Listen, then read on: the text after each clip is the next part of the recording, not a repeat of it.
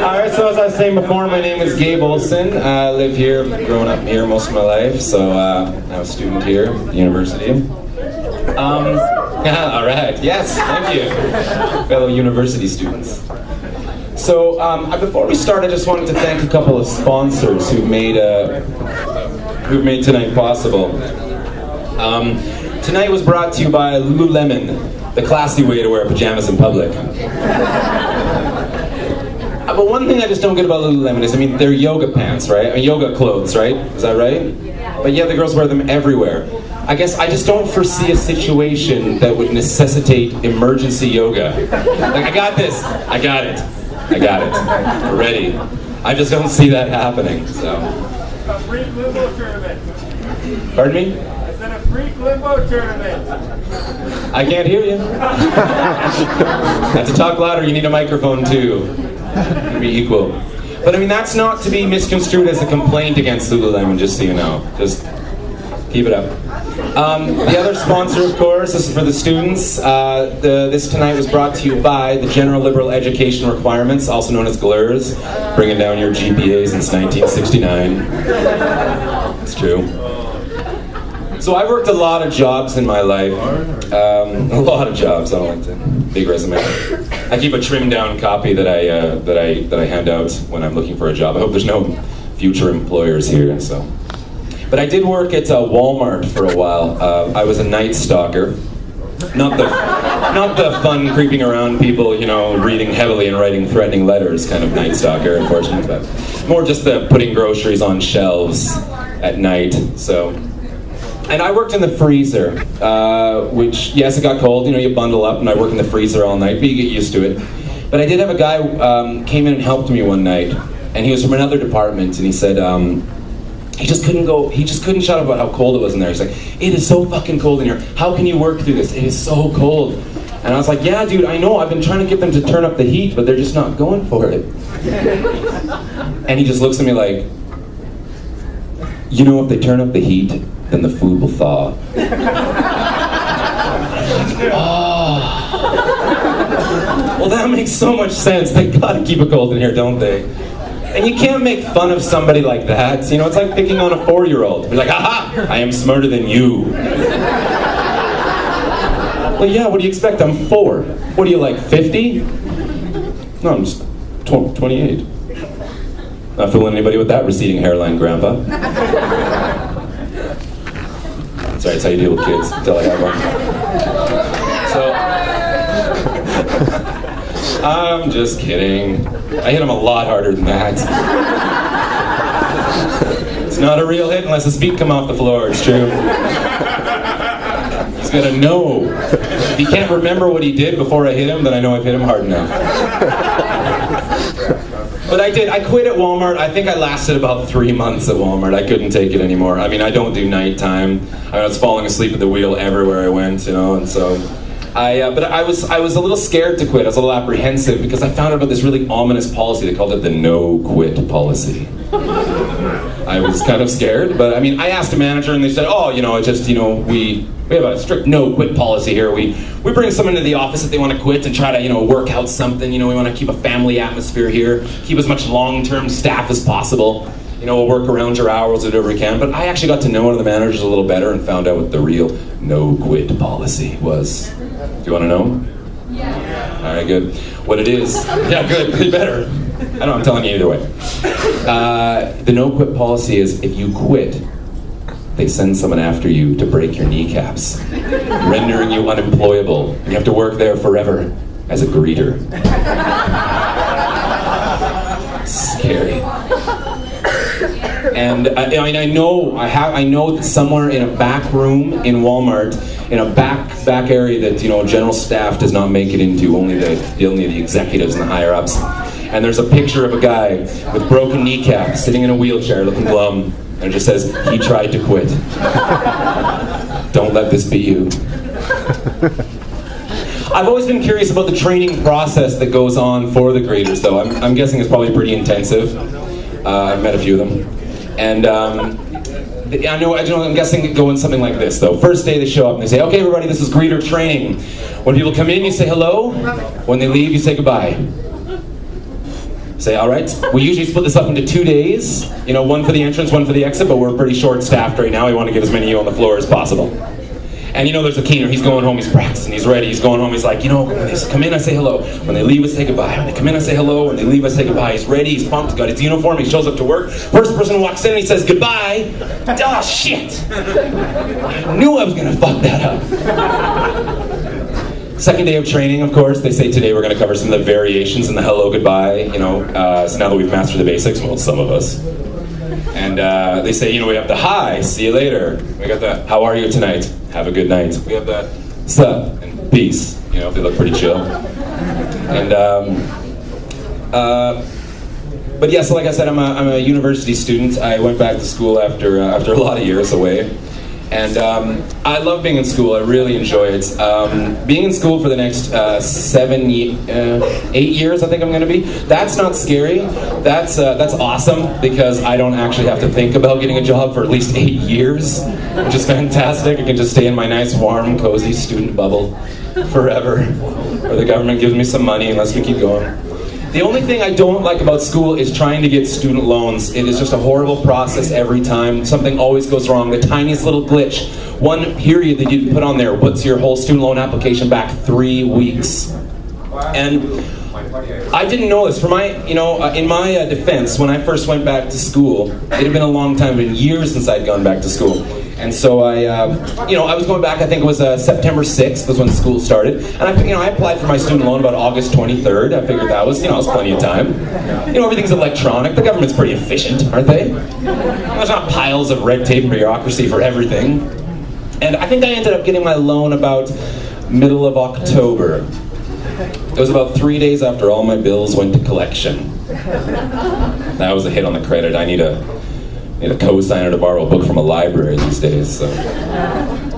And but I know there had to be a happy time. There was a good time when students and the government got along, and there wasn't this system that we have now, you know. And students just say, "Hey, government, can I have some money?" And the government would say, "Sure, go ahead, better yourself, go learn." I say, "Thanks, government." And there was unicorns and rainbows and pots of gold, and it was wonderful. But you know, someone had to fuck it up for the rest of us. You know, some engineering student, John Bender, one weekend, goes to the government and tells them what he really thinks of them. He says, "Hey, government, fuck you." The government says, "Excuse me. Do you know to whom you are speaking?" The government doesn't have a sense of prepositions, by the way. And they say, "Fuck me." Like, "Oh, my boy, bend over and prepare to be penetrated by the long dick of bureaucracy." Voila, our current system. Hurts every time. So, but I study linguistics, and the problem with studying linguistics is, I mean, for one thing, your average people don't major in linguistics. We're a little bit crazy. And, yeah, all right. Linguistics represent over there. All three of us in the whole world. But the thing is, it makes you look at things a little different, and you overanalyze everything, and you drive everybody around you completely crazy. I'm sure you've probably heard the old, "I shot an elephant in my pajamas." How the elephant got in my pajamas, I'll never know. And you think like this is all your head is turning in the stuff all day, and you drive everybody around you completely insane. Like especially my wife. Drive her crazy. And she asked me a few weeks ago, she said, "Now when did you say you were going to Calgary for that conference?" I said, "Yesterday." She said, "What? You didn't go to Calgary yesterday?" I said, "No, that's when I told you I was going." Clarity, come on, honey, you gotta be clear. And then I slept on the couch. True story. And,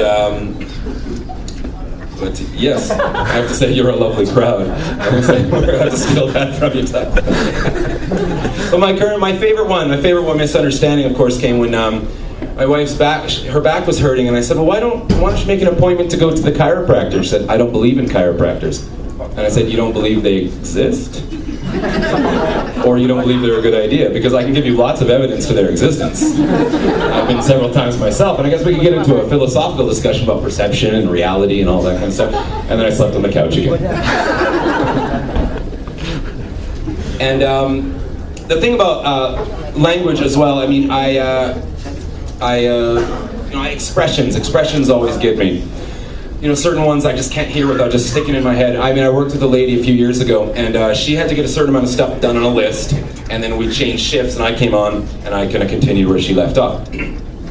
And I get there and I say, oh, by the way, did you get all that stuff done on the list? And she says, Jesus, I didn't even have time to wipe my ass, let alone get all that shit done. She was a classy lady.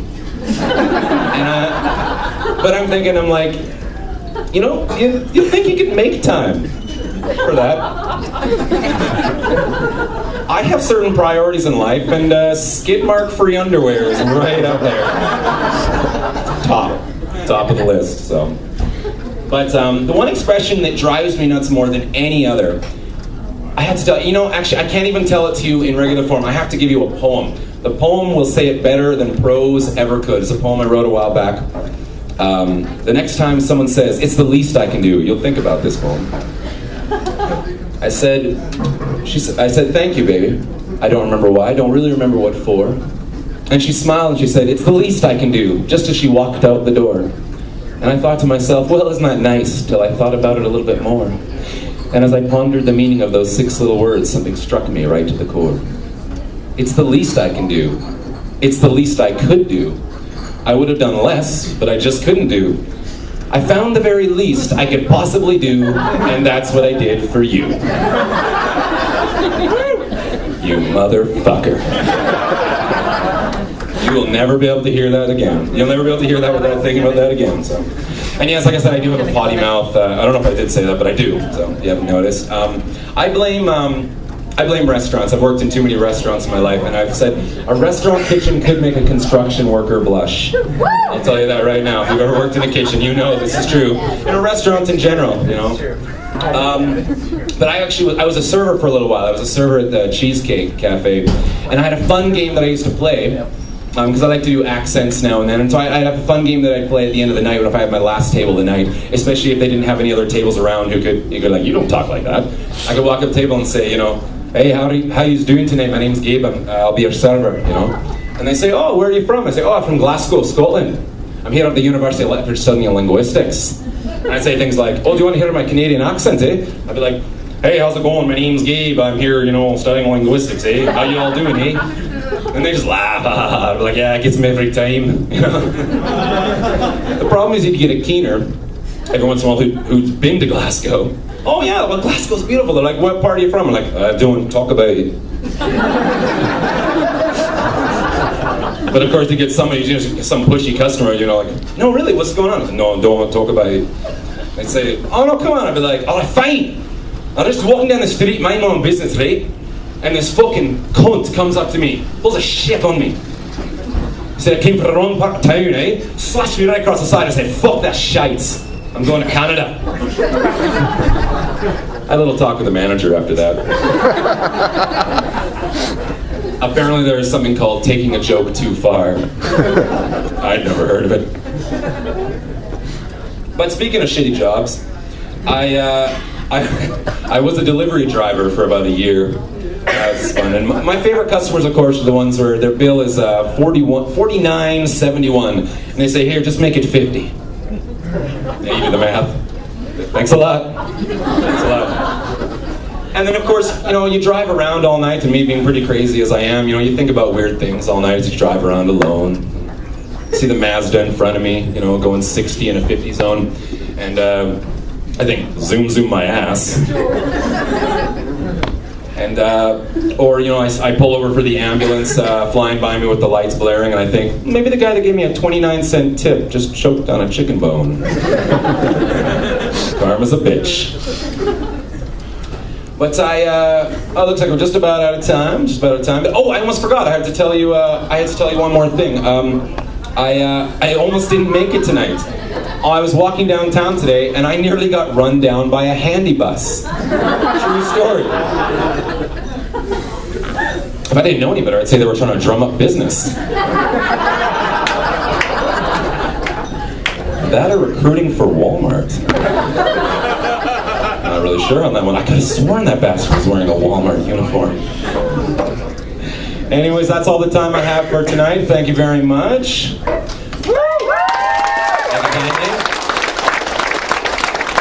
All right, so are you ready for your headliner? Yeah. So your headliner tonight hails from New York, New York. He is a very, very, very funny man. He is